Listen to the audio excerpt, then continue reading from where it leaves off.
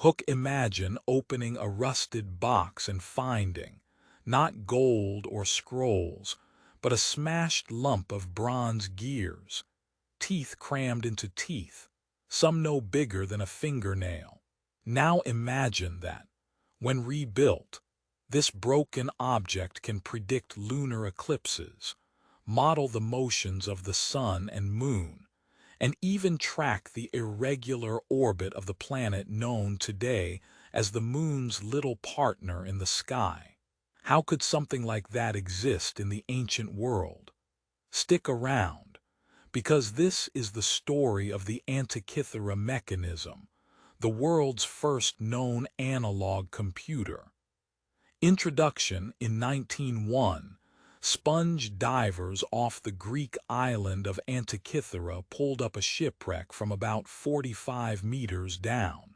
Among its treasures, statues, jewelry, amphoras, was a corroded, encrusted mass of bronze. It looked like a chunk of rock. For decades it sat in a museum, mostly ignored. It wasn't until researchers cleaned it that they realized. Inside were dozens of tiny gears, arranged with purpose. This device comes from the Hellenistic world, roughly the 2nd century BCE. For more than a century it baffled scientists. Was it a hoax, a unique curiosity, or evidence that ancient engineers were far more advanced than we ever imagined? Over the past 50 years, new imaging techniques and patient detective work revealed something extraordinary. The Antikythera Mechanism is a geared astronomical calculator, an analog computer built to model celestial cycles. Historical context to understand why this matters: picture the Hellenistic era. Alexandria's great library, mathematicians like Archimedes and Hipparchus, and a culture obsessed with measuring and explaining the sky. Astronomy wasn't just curiosity. It guided calendars, religious festivals, and navigation. But until the Antikythera surfaced, no one had clear evidence that the Greeks fused advanced mathematics with precise mechanical engineering in a portable device. The mechanism likely came from a world where scholars tried to fit complex astronomical cycles into gears and ratios. That alone should have been possible. Greek mechanics knew about bronze casting, screws, and basic gearing. But nobody expected to see dozens of precisely cut gears working together in a single instrument. Main discovery or mystery: what exactly is the Antikythera Mechanism? When reconstructed, it looks like a wooden box the size of a shoebox with two faces covered in dials and pointers. A hand crank turns the gears. One display tracks the solar year. Another tracks the phases of the moon. A back dial shows the 19-year metonic cycle, the pattern that links solar years and lunar months so calendars can stay in sync. There's even a dial predicting lunar and solar eclipses, and inscriptions with instructions for use.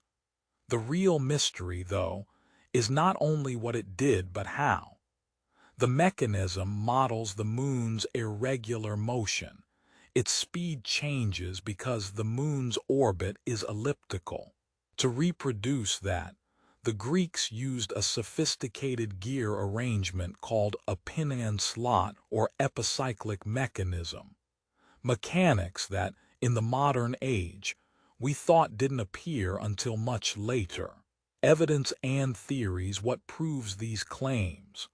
First, X-ray and gamma imaging allowed scientists to peer inside the corroded fragments without destroying them. They found at least 30 gears. Later studies showed there may have been as many as 37. Every gear tooth, every axle and the inscriptions were mapped and decoded. Second, the inscriptions are not vague. They name astronomical cycles, metonic, Saros, and give step-by-step operations. The Saros cycle predicts eclipses every 18 years and 11 days. The mechanism's eclipse dial aligns with this. The metonic cycle, 19 years long, lets lunar and solar calendars match up, again, directly represented on the device. Third, mathematical reconstruction and physical models prove the gearing could reproduce observed motions.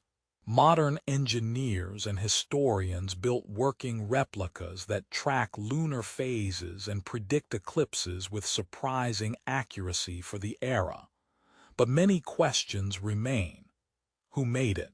Where exactly was it made? Rhodes, Corinth, or perhaps Athens?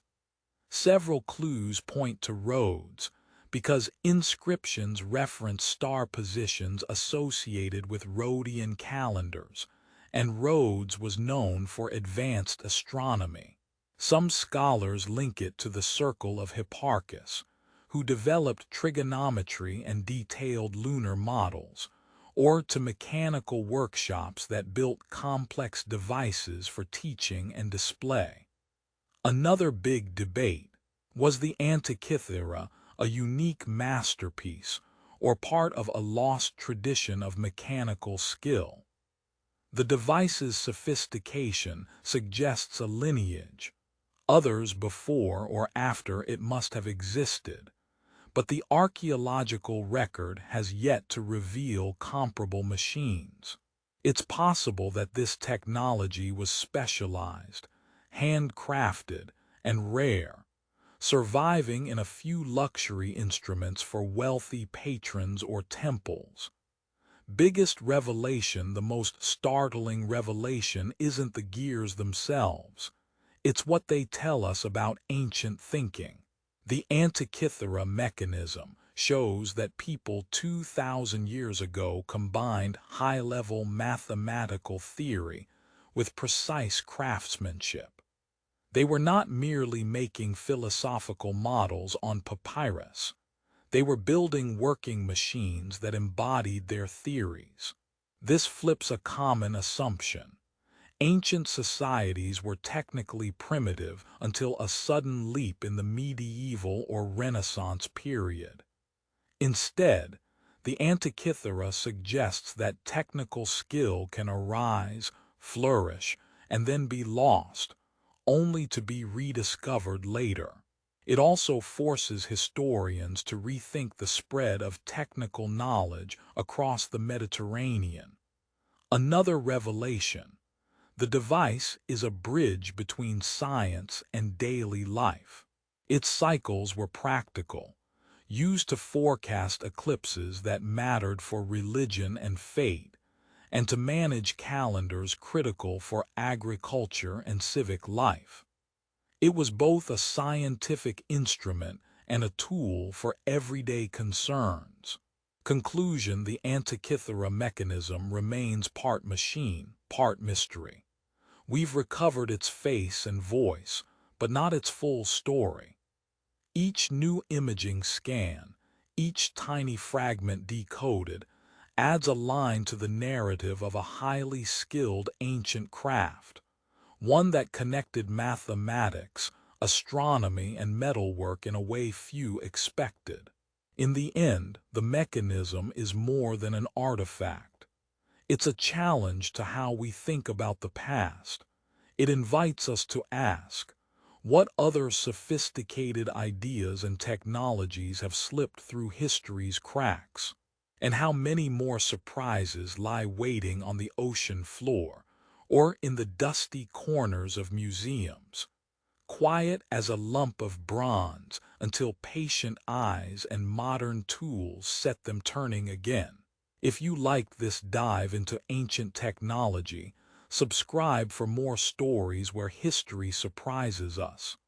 The past is stranger and more inventive than we often imagine.